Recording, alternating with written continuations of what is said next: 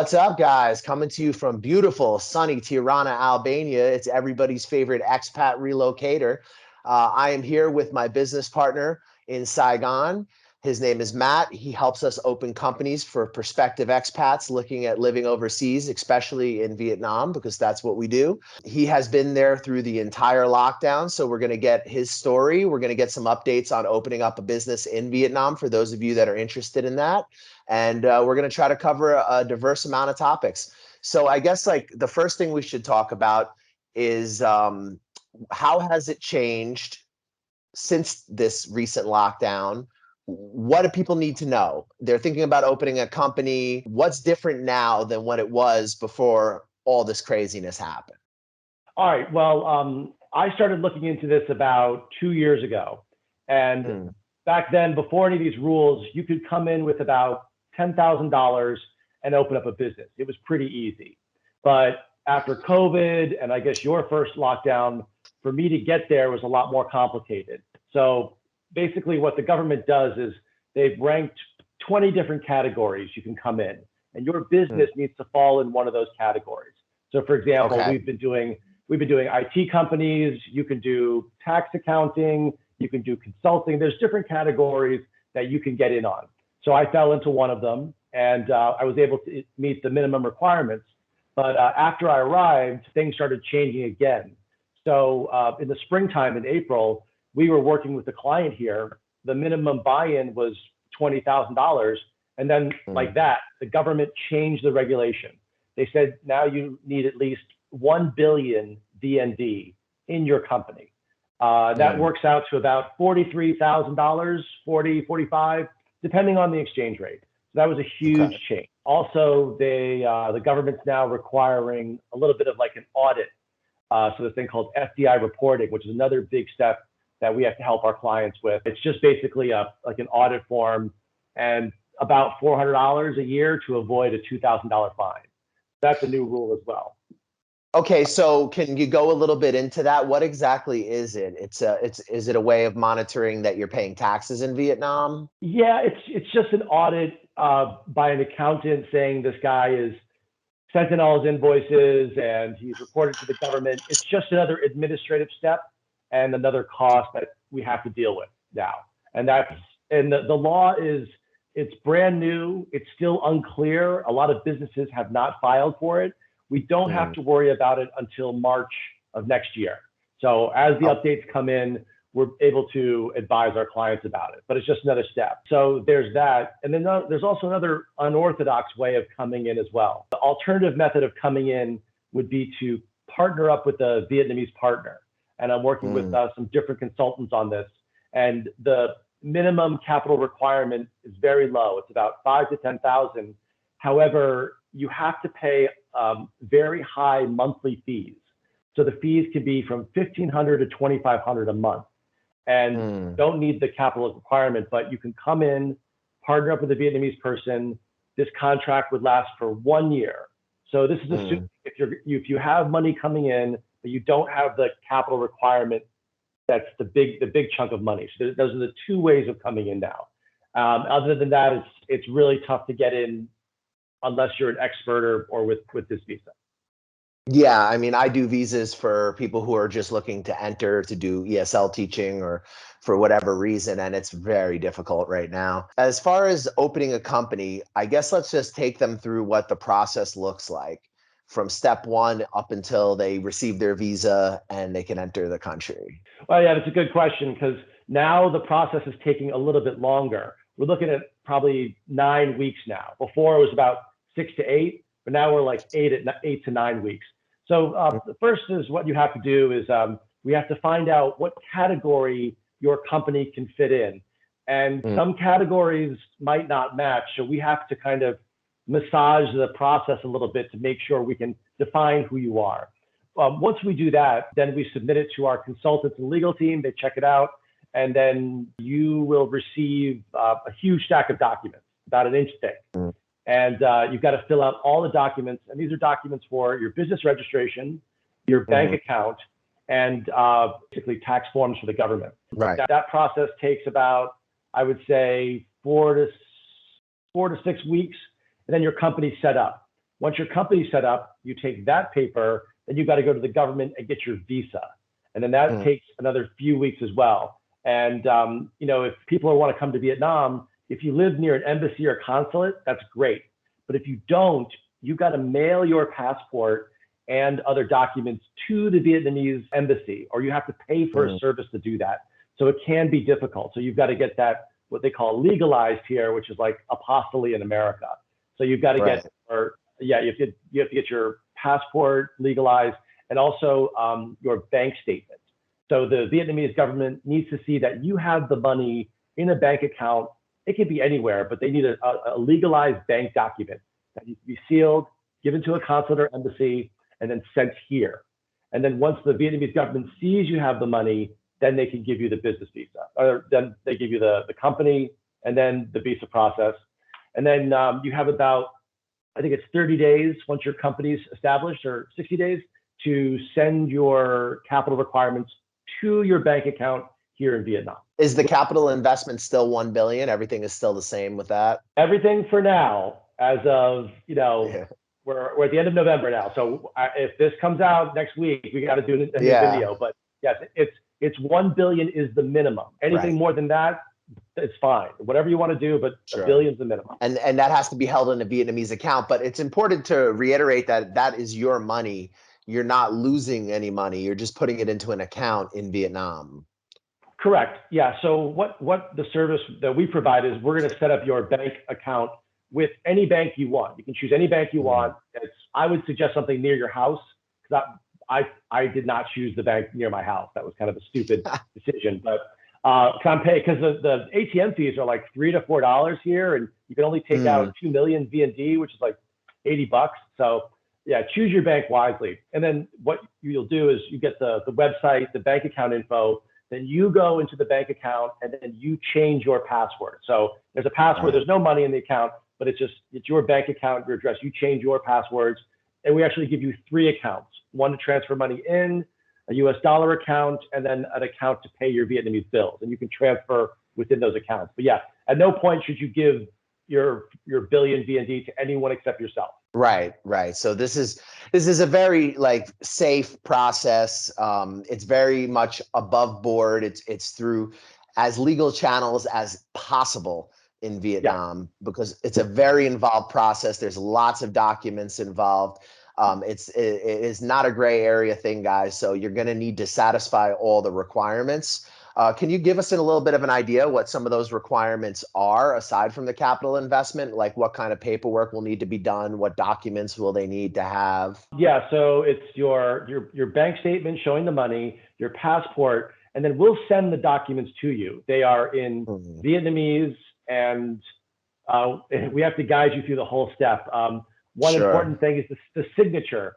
My signature on my passport did not match some of the visa form, and so I DHL'd my paperwork, and they said it doesn't match. You got to send it again. So that was like an extra $100, just to send a few pieces of paper. So you've got to make sure your signatures match. And what we do is, we kind of guide you through it. We make sure you take pictures of the documents.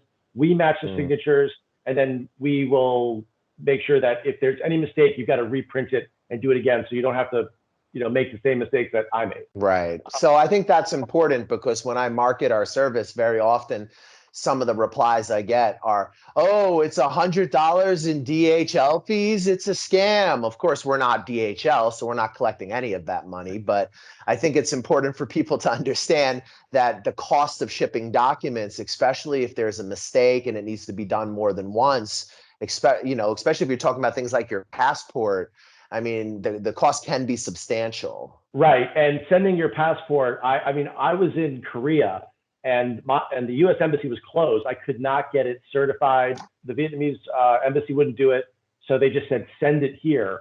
And when you send your passport, it's an extra fee, because it's a specialized document. So and I was doing the 24-hour 24-hour 1-day express mail. So I was doing the most expensive option. So I would just like people to know the most expensive option if you're in a hurry to get here. Right, right.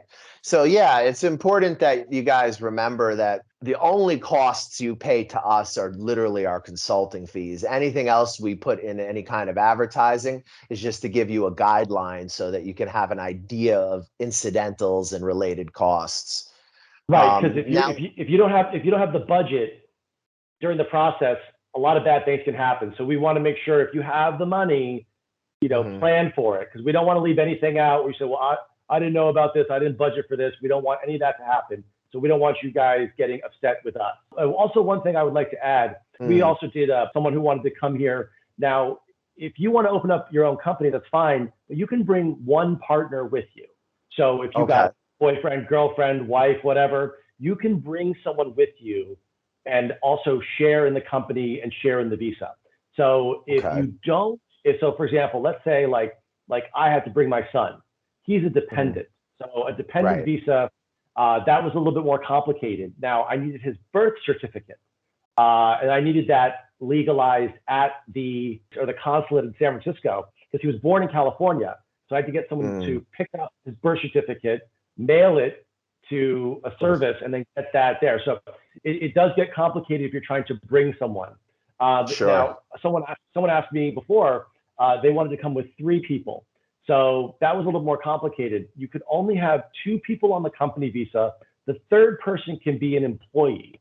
So they will have the TRC visa, not the IRC visa.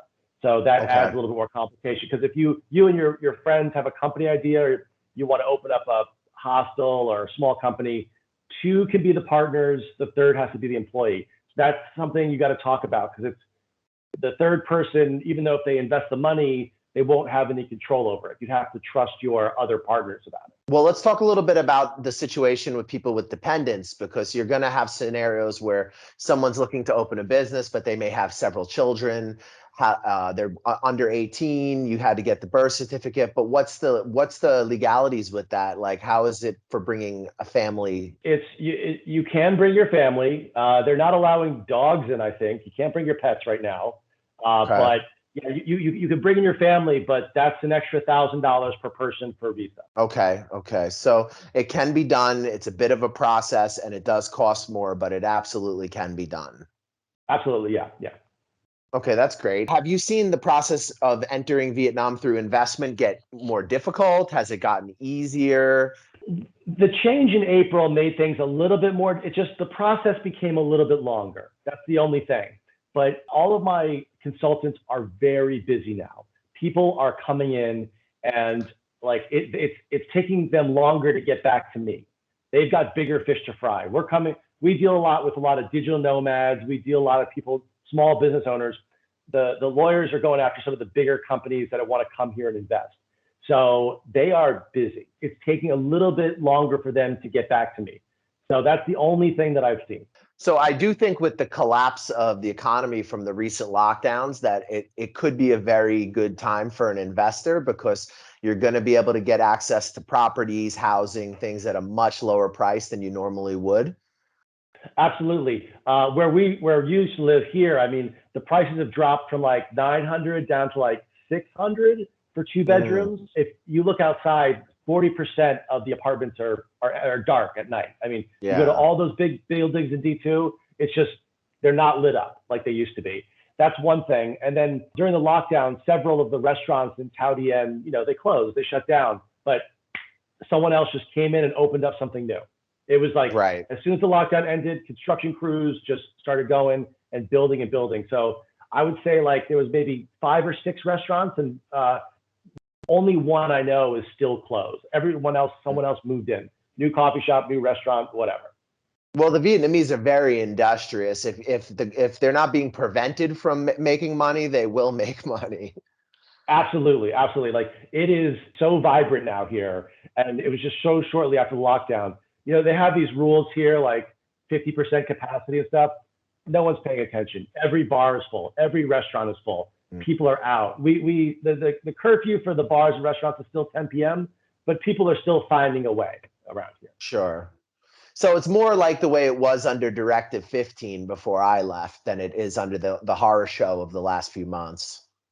Yeah, I mean, 15 was not great. I mean, but it's more like the time when I was here, I guess, March and April. Like that was like Okay, that was a beautiful time to be in Vietnam. So it's got that sure. more of that feeling when I got out of quarantine. Yeah. Right. So it's starting to feel almost like Vietnam again. Yeah, yeah, it feels good. And like they just allowed Grab Bike again. So like Good. before you had to take a taxi. So people were really kind of people don't have a lot of cash right now, so they're kind of saving up. But Grab Bike is back, and the city's almost it feels a lot better.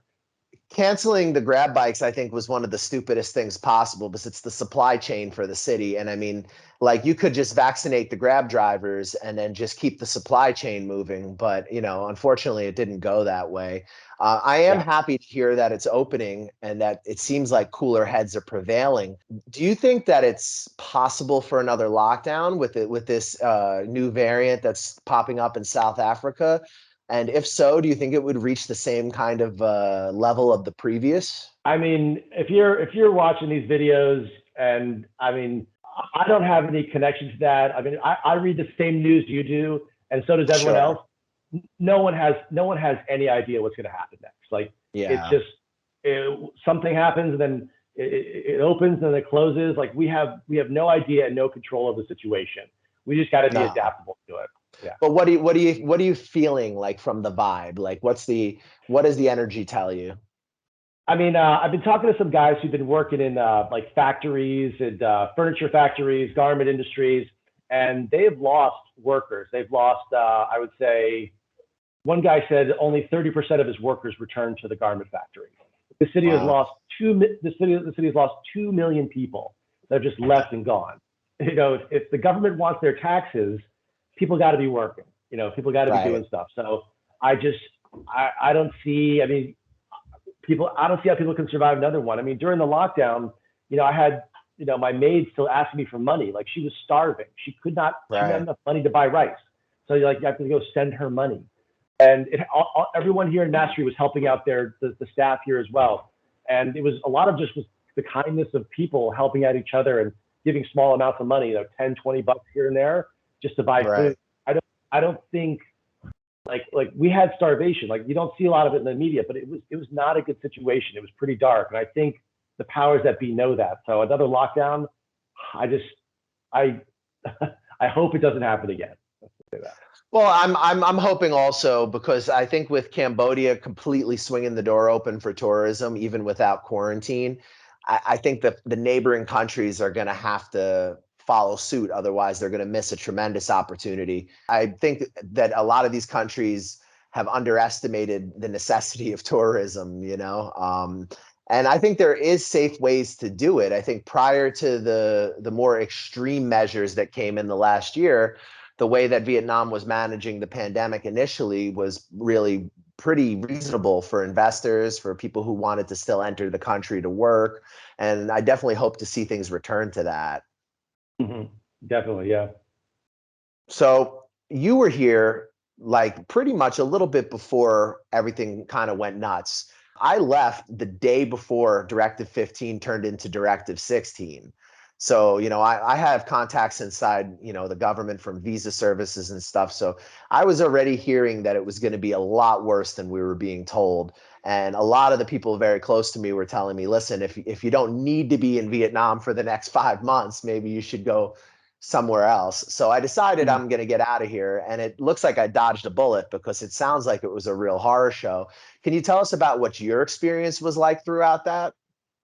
Yeah. So I mean, I didn't have really the connection that you had, but someone told me they're like, you better start stocking up on food. So I Mm, started just kind of filling my freezer with meat, buying bags of rice and pasta and stuff like that. Calorie dense food. I guess before the serious lockdown, were you here when we could go to the supermarket only twice a week? Were you there for no, that? when I left, they just started not letting me go, not letting the water guy bring the water to my room. I had to go down and get it. Yeah, okay. So that happened too. But yeah, the first part was all restaurants closed, no taxis, nothing. And then you could go to the supermarket twice a week. We were given these little tickets. So I would just kind of, and you weren't even allowed to leave your house, but I would still walk Right, around and get some exercise, or I would walk to a supermarket far away. I would go like, right. a few kilometers away just to get some exercise and some sun. That was the only activity you could do. You could only go to Right. the supermarket. And then so you'd go and kind of stock up, and then there was more rumors and more rumors. So I started kind of like stashing food away. Then there was the complete lockdown, and they said you can't even leave your house or apartment building. So Mm. that was pretty scary, and it was a really hectic time. Like there were lines outside the supermarkets. Like people were pushing, a lot of pushing, like pushing and Right. shoving in supermarkets. Like a lot of decency and holding doors for people wasn't around anymore. People were panicked, and Right.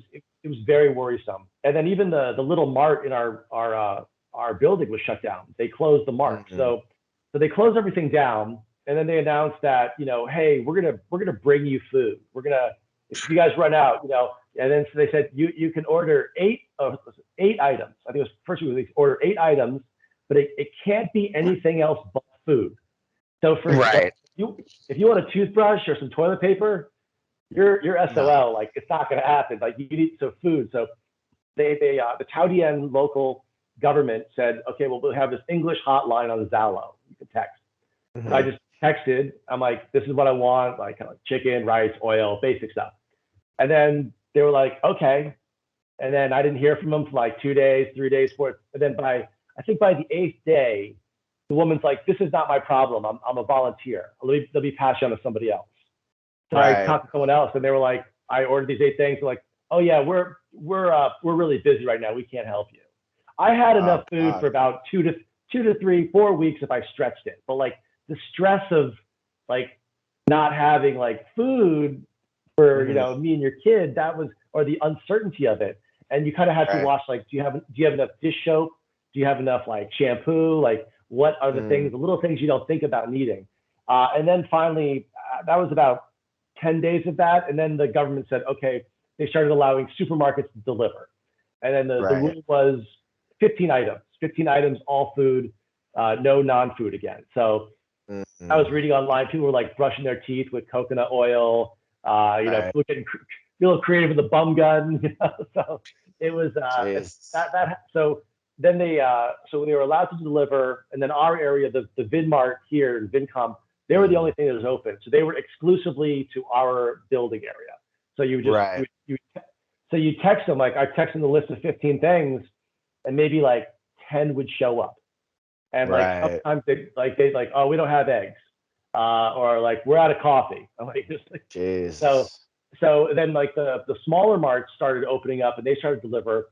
But then something really cool happened. Like on the Zalo groups, every building and every kind of area started to form our little markets, like private markets.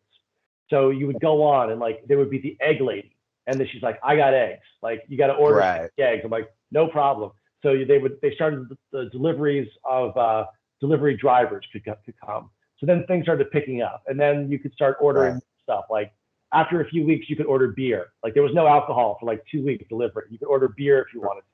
So that was Right. like nice. And then having that kind of like security of knowing if you want to get something. And then about like I would say the third week, you could order the non-food stuff. So like Right. paper towels. I ran out of paper towels. I'm just washing stuff with rags everywhere. And so finally, you could order like hand soap and things that you need, laundry detergent, things Right. that you didn't need it. So it got better, and I think what we were at like what did we do, like 4 6 weeks of this, I think, yeah, total, Mm. and then we were let out. But yeah, and then even our building had a lockdown within a lockdown. We had Right. we had 6 cases in our tower, so they Oh said, oh, God. yeah, so you can't even leave your house for 2 weeks within it. So, I mean, you could go to the parking lot. So we'd go out to the parking lot and play catch for like 20 minutes a day around lunchtime just to get some sunshine. But then, yeah, for 2 weeks, we couldn't leave the apartment, couldn't even go outside. Wow. Mhm. Yeah, that's stark because I'm here in Tirana, Albania, and literally, if you get COVID, it's not a big deal at all. Nothing happens. People just go to the hospital or whatever. I mean, they offer vaccinations for free for foreigners if you want them. If you don't want them, there's no real effect they're having on society. Nobody's wearing masks. So it was very strange for me coming from Vietnam to this environment after being in this like insane feeling of fear and paranoia to be in a place where like it almost is like there is no COVID here. Do you feel that the vibe from the locals changed during that time? Was there a lot of animosity towards foreigners? I think everyone was just scared of each other. Like, for example, like, Hmm. you couldn't travel more than two in the elevator. And people were Okay. scared of people were just scared of just getting on the elevator with someone else. Like people were just Right. taking the single rides. And then people were really, really upset, I think, just at the whole situation because we had to get tested a lot. They just kept coming in Right. and testing. And then some people were not coming out of their apartments. Either they were scared of COVID or they were just sick of it. So then they started threatening us. They said, if you don't come out of your apartment, we're going to turn off your electricity and water, and we're going to mark the apartment as abandoned. And like some people were stuck in other cities and they weren't in their apartment, so like they couldn't get back. Like, Right. well, what about I'm not even in the city, or and then some people got stuck in other apartments. They said, well, we need to take lists of names of everybody. So I think the anger was more directed at the forces that be. The security guards here kind of turned into like cops. So even those friendly relationships we had, they were being a little aggressive. Everyone was on edge. The entire staff had to stay here. They couldn't leave. Like the front desk people, they were here the whole time. Like I would walk downstairs, Right. they'd be in their pajamas, like cooking. I mean, it was like a different world than what you've seen here. It was upside down, completely upside I'm down. glad I missed it. I'm kind of glad I missed it, to be honest. I feel like I made the right choice at the right time. And now I'll be coming back to Asia, but I'm going to be basing myself in Cambodia most likely in the next few months. I'm going to be in Istanbul for a while. And then from Istanbul, I'm going to establish relocation services there. Then I'll probably be in Phnom Penh in the next few months. So I'll be close by. So we'll get a chance to catch up. That'd be awesome. That'd be awesome. It, Yeah. it'll be It'd great. be good. So Yeah. do you still think you still would say that you would feel like it's a good idea to still invest even with everything that just happened? Yeah, I mean, for my business, like I do a lot of like we do this business, but I do a lot of like corporate training, speech training, negotiation training. And the companies I'm dealing with, they're like, look, we're going back to the office like 25%, 50%, but like everyone's like first quarter next year, that's when things are starting to pick up. And I'm getting a lot more offers from my business in January, but not now. But I mean, people want to come. People want to come and be here, and it's getting busier. I don't know. Did you see in the news that those flights from Korea are coming in? Those tourists, like you can go Yes. to like Phuket. A lot of those guys weren't tourists. Those were business guys. They were Right. they were posing as tourists. They went on the tour, but then they went to go see their financial investments. They went to go see their visa agents. They went to go do their financial stuff. It wasn't a lot of families and stuff. Those guys were business guys. Yeah. Who Hiding under spends the $2,000 on a tour? Yeah. So those are business guys like protecting their investments or coming back here and getting their visas. So they kind of hit. So people are coming back and they're coming back hard. And like I know a Korean company that they're going to start opening up restaurants here and buying franchises. Even though we had such a bad time here and the economy was bad, it's worse up in Korea. Like they don't see any hope in Korea. They see the hope here. So they want out. So they're like, they're just the Koreans that I work with. I lived there for 10 years. They are dying to come here. That's a really good sign. They want to get their money out of there, invest it to here. And I think that's really important to remember because I sometimes encounter people who are like, oh, all the expats are gone. And I'm like, well, I don't think you're understanding that not all expats are European, Quite a lot of people from Korea invest. A lot of people from Japan are in Saigon. There's a lot of people from China. I mean, it's just a very international city. And a lot of these countries in Asia seem like they have not lost confidence in Vietnam. Right, and we're seeing an uptick in the other company I'm working with. They're seeing a lot of Taiwanese and Malaysians coming here, so that's a good sign. Yeah, I mean, yeah, the expats are gone. A lot of them didn't have the proper visa, so that's when they cleaned house. But the investor visa is like the safest way to get here. They really they don't want you to leave. Yeah, but if you're coming here and kind of bumming around, I don't think they're going to be doing that anymore for a while. Right. Yeah, I think it's going to be a while. Like, I mean, my TRC is still good. I was talking to my agent, and if I re-enter before January, it's very expensive if I wanted to come back. But I'll be honest, brother, after being there for like 4.5, 5 years, I'm really ready to do something different. And I think Cambodia offers a lot of promise, and it puts me in the region. So we're very close, and it's very easy for me to do business in Vietnam. So that's probably where my trajectory is going. I'm pretty excited though to see that things are opening up and that life is getting back to normal. The guy I use for real estate, he's a hustler that as soon as Yeah, there's I an know him too. opportunity to make, him, as soon as there's an opportunity to make money, he's out there doing it. He's furnishing people's apartments. He's opening a furniture business. It's like the Vietnamese will carry on.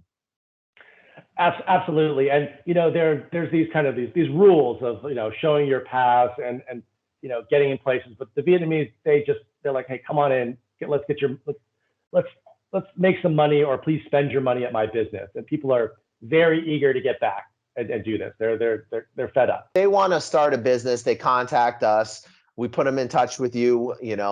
Initially we have our consulting fee. What's the next step? The next step is to pay the fee for the business registration, and then once that fee is paid, that's when the process starts. And so that's when you have to pay for the business. You don't have to pay the visa until later, until the business is approved. You can pay up front, but if you don't want to, if you don't trust it, you can pay it later. So that's kind of the process, and that's the 9-week process. So our payment to the business registration, and then you're off running. All right. And then we get the process going. And one thing I think it's important to point out is that we also are cooperating with a firm that's based in Singapore. So there's a better level of accountability than if you were necessarily dealing with visa agents or possibly a firm based in Vietnam. Mm-hmm. Yeah. So I mean, it's legitimate. They're also talking about expanding to Cambodia too. So that's also a really good thing. Yeah. Well, that's great. I mean, it's just one more thing we can offer. As of now, it's not very difficult to open a business in Cambodia. We can do that also. Vietnam is a much more complex kind of situation than Cambodia. Cambodia has generally been, throughout the pandemic, a lot more straightforward. Like there was none of this canceling visas. There was really no problems with the expats. Food was not in short supply. It was a pretty smooth experience for the expats there. So I'm hoping that Vietnam, cooler heads will prevail and that slowly things will get better. Are you still happy that you made the decision to live in Vietnam? Yeah, I mean, it was a terrible experience, and I mean, I'm pretty diligent. Like I was still working with my Korean clients from online. We're still bringing in people, so I was still working at home.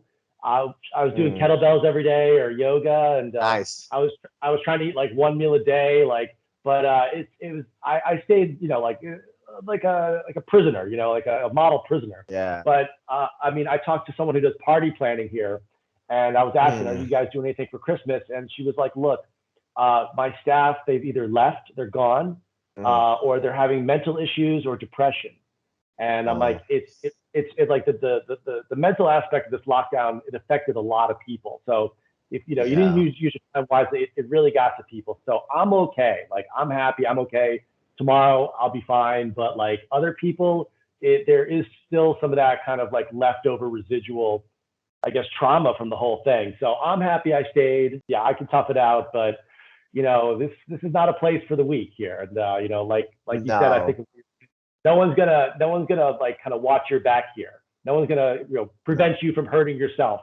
So if you want to go around and mess around and go out drinking and stuff, like no one's gonna stop you from doing that here. So you gotta you gotta take care of yourself in a way that you can run a business, or you can take care of yourself to make money, because there's a lot of temptation here, and that's coming back. And it's you got to be kind of pretty street smart here too as well. I would say. I mean, it's definitely the Wild West. I mean, even if they try to maintain these strict reforms, I don't know that they're going to be able to do it in a long-term capacity. And I do imagine there will come a day where Vietnam it'll look different, but I don't think it's going to stay exactly the way it is now. Yeah, but I mean, just like the people, if you're thinking about coming here, it's different. It's different than anything else I've experienced. It's a lot different than Korea. It's a lot different than any country I've ever lived in or visited. So, but I mean, yes, I am happy I stayed. I knew if I stayed, I could make it. I'll make it. Yeah, and I think that's a good message. I think, if you're flexible and you have the right idea, instead of looking at everything that happened as a negative, it could also be a really unique opportunity to get in on the ground floor of a place that, it does seem like they've given up on the hope of COVID zero, thank God, you know? Yeah. And I think that's going to have to become a reality for a lot of countries around the world, is that this idea of just preventing the spread of this thing, I don't think it's possible. I mean, there's just something new every day. It's just, I feel like, we need to, at this point, start figuring out how to live instead of Right. trying to live in fear and close down our societies and bankrupt everybody. So I'm really optimistic that Vietnam is now going to have a different kind of policy towards that. And hopefully we'll start to see, the country prosper again. And, because it's good for the local people, not just for the expats. I mean, my sympathies go out to them much more so than a lot of the expats, because a lot of the expats have the option to leave. Yeah, had the option to leave. They had some extra money. They're working online, but yeah, the locals really did suffer. And one thing I did hear is the top five manufacturers here. I don't want to mention their names, but if you think about big companies, the top five foreign companies, they threaten to leave. They threaten to leave the country if this continues on. So I think that, if they're like, okay, these five guys are going to leave, we're going to lose a lot of money. Like, we got to open up. So I don't think we're going to go back to that. And, for the locals, like, when you'd walk down the street after lockdown, people would be outside of their house selling anything they could: bananas, coconuts, like rice, eggs, even like personal supplies. People were outside selling their stuff. And we live in like Thao Dien is a very nice area. And you'd walk by those nice villas and stuff, and you'd walk by people with big houses, people were selling their stuff. And I even saw, like, I mean, I know kids in the developing world beg for money. I never saw it, but I saw it here. It was the first time I saw little children begging for money on the street. So that's something I've never seen in this area before. So, I mean, it was really bad. And I think that sent just shockwaves to society. And I don't think it's going to happen again. Well, that's really good. That's kind of what I was alluding to before when I wanted to know what the vibe was. And I think that's a great answer. I've spoken to a few people that will probably air before this interview. So I've had all these mixed opinions on how they see the country moving forward. I'm very happy to hear that you feel optimistic and that you think it's still a great place for investment. That's really good news. Yeah, and it's just great place to live too. Went out today, got a coffee, got my hair cut, went to a simple place, got a burrito, came back. I missed that. Yeah, it just feels like it's back again, and everyone's doing better. So it's nice. I love a simple place, man. The only thing I don't like is their chips. Like, I don't understand they're making them out of tortillas, but everything else on the menu is really good, man. Mm-hmm. I'm more of a corn chips guy, I like my chips made from corn, not from bread, Yeah, it's kind of, it's like a non type of bread, I guess they're using or something. They're making their own. Yeah, that's a nice place. So I'm glad to hear they're still going. So I guess let's leave it with some final thoughts on kind of like let's summarize your experience and how you see things moving forward, and just leave us with what you think would be valuable to somebody who's looking to invest, open a business, etc. Yeah, if you're going to do it, I would say commit to doing it. We can answer your questions, but please do your own research about it. Please research where you're going to live, research about the apartments. This is a very nice country to live in, especially our area. There's a lot to do. It's like an expat bubble. Everyone speaks English.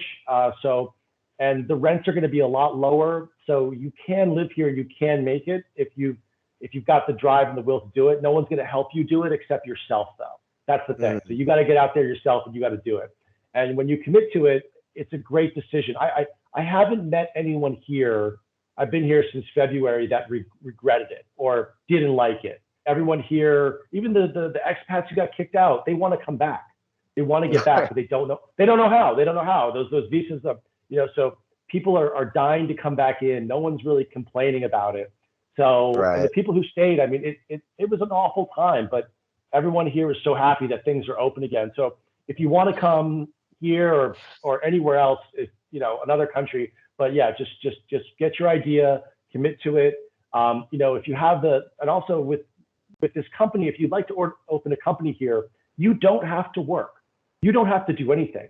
You could just live off the money. Or if you have your online business through another country, you can do that as well. If the money's going into a bank account, you could just live off the minimum requirement. You can pay rent with it. You can travel with it. You know, some older guys here are thinking about retiring by doing that, and they just have to renew their visa every year. So, I mean, you don't have to come here and be an entrepreneur. You can come here and be a bum if you want to. But it's just, if you want to be here, we can help you do it. And there's just a few different ways to do it. It's complicated, but if you want to come, just commit to it. But we have solutions. What's the tax rate for money that's made outside of Vietnam, and then maybe you have a consulting firm and you deposit the money into your business in Vietnam? None. There's no tax. So if you want to bring more money in from Vietnam, go ahead. They're not going to tax you. So there's no tax. If the type of business you run, there's a corporate like VAT tax. So if you're running a business here, like you got to pay a value-added tax of 10%, but usually they just charge the client that amount. So you add it on to like the client fee. So like if you're charging someone $100, you would just put on there with the VAT added. So they pay you. Just make sure you don't spend the $10. You pay that to the government at the end of the year. Sure. So guys, we can help you open a company in Vietnam. As you can see, we're working with people who know what they're doing. You know, it's not a sideshow operation. It's very, very professional. We do our best to hold your hand through the process. And you know how Matt was saying before about how it's difficult, you know, get yourself situated, find the right housing. We can do all that for you. We have very reliable people who can get under market values on properties. We have people who can arrange, you know, motorbikes, driver's licenses. We have people for visa services. We have people for just about anything you could need done in Vietnam. We can help you live in any city that you want to live in. You just give us some notice ahead of time if it's outside of the major ones, and we can sort it out. If you're thinking of coming out to Cambodia, let us know. It's much more straightforward.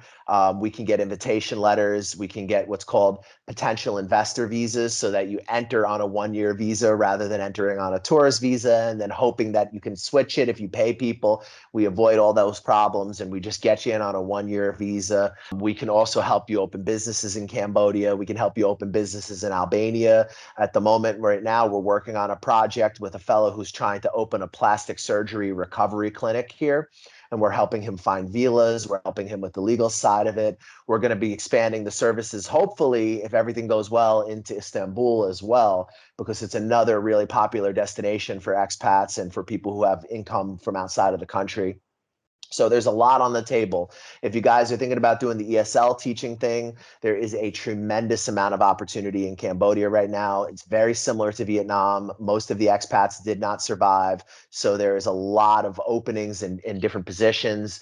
And it's the same in Vietnam, but you're going to need documents. You're going to make, right now things are very rigid and there's a lot of eyes on it. So if you have a degree, if you're from a native speaking country, if your passport commands some authority, we can definitely help you get into Vietnam through expert route, and make sure that you're not taken advantage of or you end up with a dishonest company. We also offer a TEFL service. It's called the New York TEFL Academy. They're one of our sponsors. It's the TEFL You Cannot Fail. If you guys are interested in Cambodia, check out our video that we just did where we talked to our business partner in Cambodia. If you want to hear some of the pros and cons to living in Vietnam, several of our other interviews, we've heard some of the dark side of the recent events. We've heard people who are optimistic. We've heard people who are pessimistic. And what we like to do is we like to bring you the honest opinion and not really give our own opinion, but give the opinion of people who are living through these experiences. And that way you can make the best decision for yourself and that you can be happy with whatever you do, because ultimately,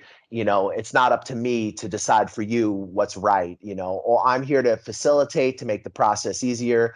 Matt is an absolutely wonderful guy to work with. He will help you through every single step of the process. If there's any confusion, he can clarify. So contact me at the New York Nomad Facebook fan page. We're on Instagram. We have, you name it, man. I got WhatsApp, we got Signal, we'll work it out. Get in touch with us. If you want to make the process streamlined and easy, we're going to help you. We're going to get everything smooth. And I guess leave them with some final thoughts, Matt. I just wanted to comment. If you wanted to come to Vietnam, we've been doing mostly in Ho Chi Minh City, but if you want to go to another city, please let us know, because it might get a little bit more complicated, but we need to know that. But I still think this is a great place. and it's been a lot of fun. It's an adventure. But if you want to come here, I mean, we can help you do it. And the reason why I started this, I mean, I met Jay, and you were just doing English teachers, right? When I met you, right? And I didn't know what I was doing. Yeah. So I was like, look, I just went through this insane process of setting up a company here, and it was awful. Like the process was really tough, but like we could do it better. So, you know, we can find ways of saving money. We can find ways of doing it. So I don't want other people to have to go through what I went through. So I just take my mistakes. I've got everything documented, and I have to remind myself of my mistakes and how stupid I was. And I've got to kind of correct those and tell the clients that. So that's the service we provide to you guys. That's what we're doing here. And that's what I'm doing here for you. I believe that is the main thing that I do is I unlock the country so you don't have to. And that's always been kind of like how I've been developing the business model, because initially I was just teaching English and I had all these contacts I was making, and it started out as a very small thing, just charging $100, and I introduced you to some honest recruiters. And then the pandemic hit, and then I was suddenly facilitating all these complicated situations, arranging sponsors. It got so much bigger. And as my reputation grew, my price grew. And you guys can look back and you can watch. I've documented everything. There's probably 1,000 videos, man, if you have the patience, where you can literally watch me stumbling and making mistakes and learning from the process. And what we're doing is we're just making it so you don't have to. If you have the money, it's a convenience. You can show up. Everything will be laid out for you. You don't have to do a whole lot of thinking. It's going to make it a much more smooth transition. So if you guys enjoyed this video, smash the like button, subscribe, share. We really, really appreciate it. You know, I've changed the name from the White Monkey Syndicate back to the New York Nomad, because I think in the PC world we're living in today, I'm probably just shooting myself in the foot. But, you know, we still have the same sense of humor. We're still easy to talk to. It's not a pretentious thing. You're going to get straight talk from us. You know, no one here we would rather not take your money than you be in a situation that's messed up. So we want everybody to be on the same page. And that's what we strive for, is an honest and transparent experience for your relocation. All right, guys, thank you so much for watching. Smash the like button, subscribe and share. And if you get into Vietnam, make sure you buy Matt a beer, because trust me, he's going to make your life much easier. Thanks, Jay. Brush your face and wash your teeth, son. Yo, my man got me a job. Come to Vietnam. The White Monkey got me a job during the pandemic. The White Monkey got me into Vietnam during COVID. The White Monkey got me into Vietnam during the pandemic. I'm at school now on break. If he did it for me, he can do it for you. It's pretty easy. Check him out. Ooh, to whom it may concern, White Monkey Syndicate got me the job of all jobs. Thank you. White Monkey got me a job. Brush your teeth. The White Monkey Syndicate got me a job, aka your father. White Monkey got me a job. White Santa, baby, brush your teeth. Monkey got me a job, hit him up. Yo, it's the Whoopi Goldberg of the ESL game, educating the youngins in the Englishes. Monkey got me a motherfucking job. White Jesus, baby. White Monkey got me a job. Brush your teeth. Hey, what's up, guys? You thinking about coming to Vietnam? You're not sure where to start. You've heard a lot of things online. You don't know what's true. You don't know what's not. We here at the White Monkey Syndicate offer a consulting service where we help you get on your feet in Vietnam. We give you advice on negotiating contracts with employers. We help you with real estate agents, visa agents that are reliable and that you can trust. We help you get started in this amazing country and get on your feet. We help you get into different opportunities that might be more difficult for you if you were just landing in the country on your own. And we help you avoid a lot of the pitfalls and problems that you could have as a newcomer here. We provide you with reliable job recruiters, visa agents, real estate agents, and advice. If you guys are thinking about coming to Vietnam, hit us up for a consultation. We'll help you get started, help you get on your feet, and hopefully you'll love Vietnam as much as we do.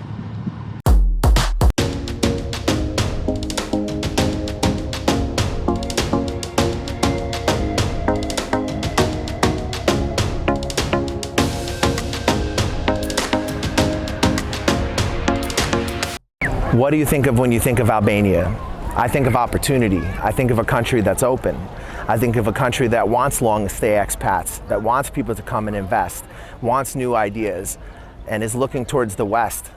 I think that Albania is a beautiful country with incredible landscapes that can offer a very comfortable lifestyle at a very reasonable price. We at the White Monkey Syndicate will help navigate your journey to becoming an expat in Albania.